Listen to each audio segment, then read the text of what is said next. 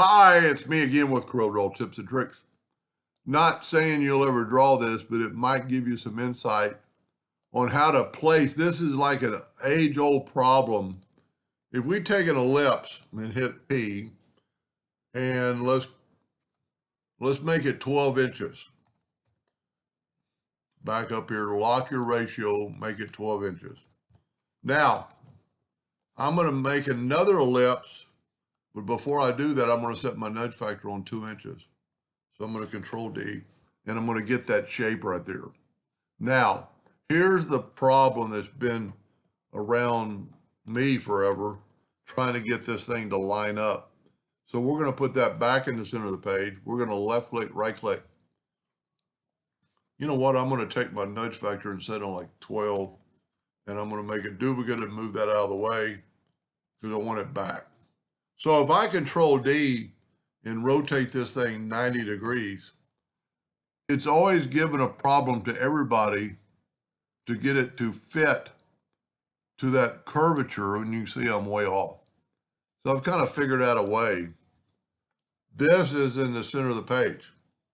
I'm going to Control D, alternate C to have it rotate from the center of the page, which is right there, and I'm going to rotate it 90 degrees. Now, if you remember our 4 inches, this is the distance, but we're going to do a little check. I'm going to bring in some guidelines, and I'm going to have them snap to that. Well, let me get rid of all these. And to get rid of all the guidelines, just select the one and go Control R or Control A, and then hit delete. It'll delete all those guidelines. So let's bring in a guideline and have it snap to there. I'm going to bring in another guideline and have it snap to there, so I have a right angle. And then I'm going to bring another guideline, and if I'm close, it'll snap to that intersection. I'm going to open up a Docker or a script, a macro by our friend Eskimo, and I've made plenty of videos on this, but I will leave and see these are all Eskimos. So guideline distance,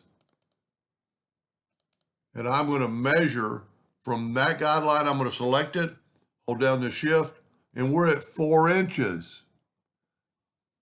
So all we have to do is move this over 4 inch. Well, I had my nudge factor set on 12. Nudge it to 4 inches and move it over, and it fits perfectly.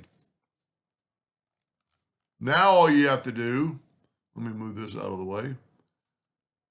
Control G to group it, Control D to duplicate it, alternate C to have it rotate from the center. And we're going to rotate it 180 degrees. Now you can see it's off, but if I move it that 4 inches twice, well, there we go. I had to move it over and up. Those 4 are perfect. So we're still in the, well, we're not in the center of the page anymore, but it is a symmetrical item. So if I go Control G and then hit P, it'll put it in the center of the page. You're going to want that. Now I'm going to take my interactive fill tool. No, take it back. Take my smart fill tool, fill that in and nudge that over 3 times. So I'm going to get rid of that. I'm going to nudge this back 3 times. I'm going to do that burnt orange. And then I'm going to use the interactive fill tool. I mean, if you didn't use that little 4-inch nudge trick, it'll take you forever to get it all lined up. And then twice again, Control D, alternate C, and have it rotate 90 degrees. Control D, Control D. Look at that. And that quick, you made that. I'll put a link to this macro at the bottom of the video if you'd like to have it. Anyway, hope that helped a little bit. Thank you for watching.